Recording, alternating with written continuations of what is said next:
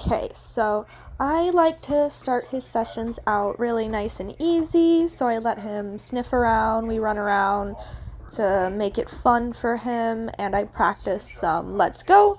So I'll tell him let's go and walk the other way to get his listening ears on. So we start the sessions off at a good start. So he comes to me, he checks in, and then he can go back off. It's not a recall, it's just we're going to start moving this way, and I want to make sure he's listening, and there we go. I will reward him for that because that's what I want. He did that all by himself. So I'm just testing out his engagement and where his treat drive is, because it differs depending on his state of mind. That can also give me a lot about his state of mind. So I do this a lot at the start of his session because he is a reactive dog. I want to make sure he is listening. That was good. He came back. I reward. And then he can go back off. And as long as he's listening, he checks in sometimes. He stops when he gets a little farther. That's good. And I just want to make sure he's not pulling at all, and he's listening to the let's go, and taking treats good, so that's a good tell if he's overstressed. So I just let him be a dog for a bit and ease him into engagement. That was very good. He did that all by himself. I will mark and reward that immediately, and then he could go and do what he needs to do. And again, I'm just doing this to test his engagement, where his state of mind is at the start of the session, and get him in a working mode and a more engaged, focused state of mind. So that way we can avoid a reaction from him. And this is what a little engagement game I like to do at the start of each of his sessions. He's taking really nicely. He's looking back. Can go sniff. You can see he immediately gets his body language gets very up to high. That I will disengage him from that because that is not what we want. That stand look, clearly he sees something, and I want to avoid him reacting to it. So that was very good. He got away from it. And give him a treat. He drops it. But if he freezes like that, and when his tail's all up high and it's all stiff, I want to break that fixation. So that was very good. Then he was able to quickly leave what he needs to and be a dog again and just not care about that stuff. He looked back. I will reward him because that's what I want. If he checks in by himself, I'll reward. And if he listens to what I tell him, I reward him. He'll go off again, and I'll check his body. Yeah, see that? That's good. I'm looking for stiff body language, tail real up high, ears forward, looking in a direction. That's what we want to break. We want to break that fixation to avoid a reaction. And then I'll just do this, and then I'll do this for a little longer, and then we'll go on. Okay, now that we warmed him up, he just got finished with running around. I let him have some fun time. We're going to start easing our way. He hit the end, so I'm going to take him back this way with a let's go. He didn't care about that treat this time. But now we're going to continue trying to make our way up the path. And we don't want him hitting the end, so I'll say his name to get his attention, see if he'll come back. There we go, he came back, he gets a reward for that, and this time he does take it. So that is good. And that was very enthusiastic comeback. He waited, but he did come back. He's fine if he can be in front, sniffing the ground like that. That's really good. I just don't want him to pull, and I still want him to listen to whatever I am telling him. That was very good. He looked back a little bit. See if I can get his attention. He's going to take his roundabout way. There. He came, he gets a reward, and then he can go back.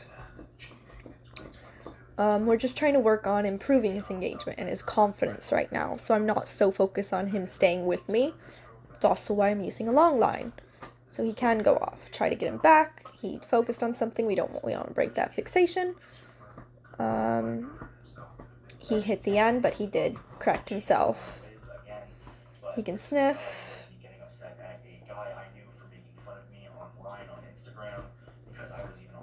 He can do anything dog-wise he wants to. And we'll just slowly ease him into listening skills and getting further up the patio and eventually to the road. And from there, work on his skills. So it's just a lot of this back and forth game, which is also a little engagement game. I stand in one spot now. That is big fixation. We want to break that. There we go. He did really well. He gets rewarded. Again, his tail went stiff, his ears went forward, his was focused on one spot. So we're going to walk back the other way, because again, he is a very reactive dog. We want to avoid that. The best way to help him with his reactivity is don't trigger him to react. Easing him into more high trigger environments is the best way to do it. He comes back. Realize he went too far. But then we'll ease our way back in a bit, trying to get him to boot my hand with his face. So a little bit of attention games, something simple, easy, he knows, just to get his mind thinking a little more on me and what's happening rather than everything else. There we go. He missed to catch the first one, but he got the second one. He needed that retry. Then we'll continue our way. He's not pulling. He slowed himself down. That was really well. That's what I want. He's kind of doing some disengage tactics. I just stop and sniff and stuff. He knows these smells, but he stops and sniffs it. Very good. He'll go that way, and that's when I go the other way. He can sniff. That was very good. I liked how he went away from that way. Of course, he's going to mark. He is definitely, after up here, he gets a lot more unsure of everything and curious, too. So, just going to ease him into everything. And as long as he's not reacting and he's not pulling and he's still listening to his leash manners, he's focused on something, so I'll give him a little tap with the leash. Disengage him. That was good. He didn't come back to me, but he did disengage, and there we go. Now that he sniffed that, and then he sees something else, see, he gets very fixated. We disengage, he comes back, we reward him. He didn't react, so that's what we want. We want to avoid a reaction. He fixates, we disengage. A lot of working with a reactive dog is engage, disengage, looking at their body language, their mental state, and where triggers are, and how much is too much, and what's the right amount, when you need to go up in environments, when you need to take it down a step. Because to help a reactive dog, you want to avoid them reacting, and just rewarding them through any, what they find rewarding when you are there is a trigger. So you can sniff around. I actually really prefer him to sniff around, because then he doesn't make him so focused on the environment of, searching for something to react to. So that kind of disengage of just sniffing and doing dog things is actually a lot. I really like that, because that to him is very rewarding, because he loves to sniff. So that's, in a way, also his reward. He's not allowed to pull. I'll walk this way, not allowed to pull, so we'll go the other way. He came back, we reward, and then he'll go off again. He looked back, he gets a reward. That was very good. And then we start walking again. He's still new to the whole leash manner thing, but it also, because he doesn't have full engagement yet, because he's so focused on everything else, his leash manners aren't as good as they could be. But that's why we always work on it. I always hold him to the same standards with leash manners, and that's what will help him improve. Sniffing around, really good. That's what we want. Now we are going to start trying to make our way on the road to the closest stop sign. He doesn't really care about cars, which is good. So again, I'll hold him to the same standards, so it's always the same. So there's no changes except just potential triggers, which either people, critters, anything that moves, that's the only real difference that could happen. But I'm still going to hold him the same standards, so he knows he still has to do the same behaviors in the same area. So he pulls, I give him little taps. I don't want him to dead sniff on things because we have a goal, which is to the stop sign, and then we'll make our way back. And we will do this couple to like a few times of just walking back and forth. He's actually doing really good with not really putting pressure and listening to my subtle leash cues, which is just little taps rather than a full correction. Of course, he's going to mark. We will try to stop that later, but right now, I just want attention. He took treat. He sees a dog and kids playing in a yard over there, so that's what he looked at.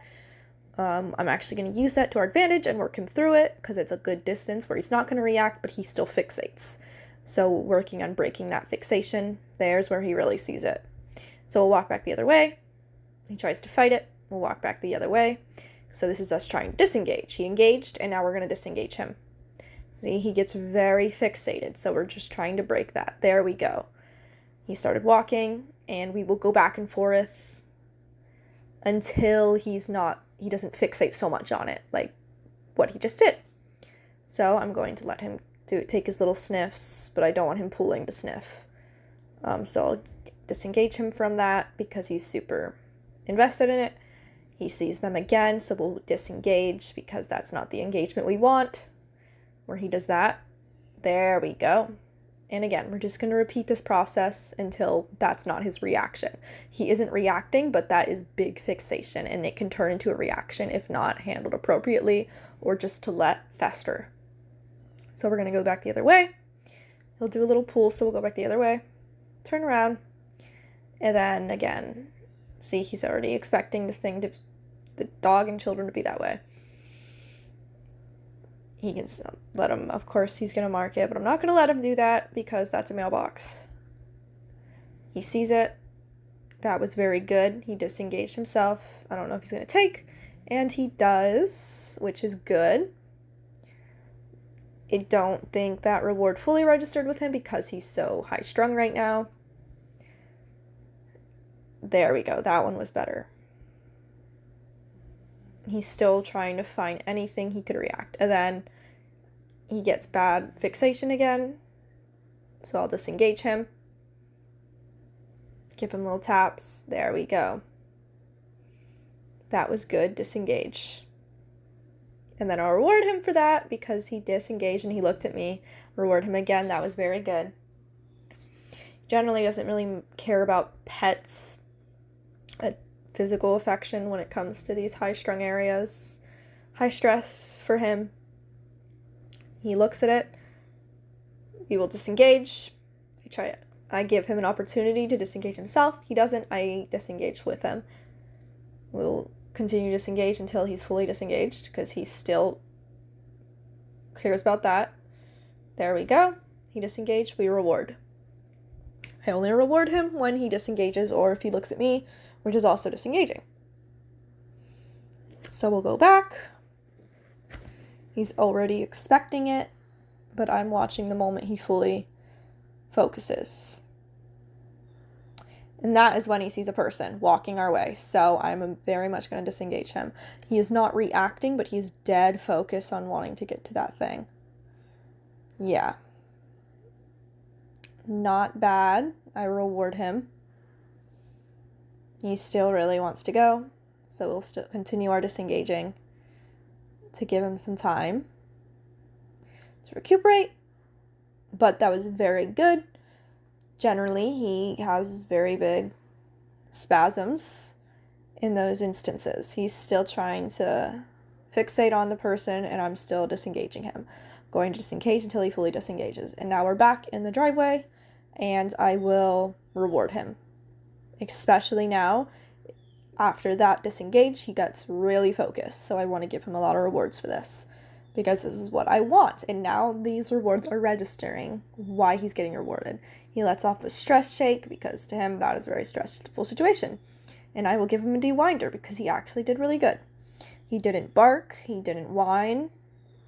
he just tugged a bit because he was fixated. So he wasn't trying to get to the thing or lunging. He was just trying to stand in one place to look at the thing. And I was walking the other way. So for him, that was a very big improvement already. And he started getting real focused on me. There we go. He looks back again. He gets rewarded. So we stand here for a little bit. Just him checking in and me rewarding that. And then I will give him a break after this. And then we'll have some fun. Because he deserves it. Practice his sit. He did it wonderfully. He got up, so I will put him back. And now, a reward. Keep him there for a bit before I will release him with a free. Loki, come on! Come on! Come on! What? What? What? What? What? What? Come on! Come on! What? Oh, you want this? You want this? What? Come on! Yes! Come on! Come on! What? You want to spin? Yes! Come on! Come on! And twirl! I said twirl! Twirl! Yes! Oh, what a good boy!